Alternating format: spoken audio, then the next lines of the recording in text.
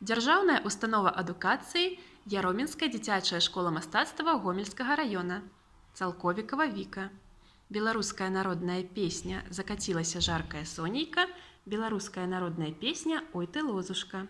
Запіс зроблены спецыяльна для другога фестываля конкурса народнай песні імя Рашчынскага «Агмень».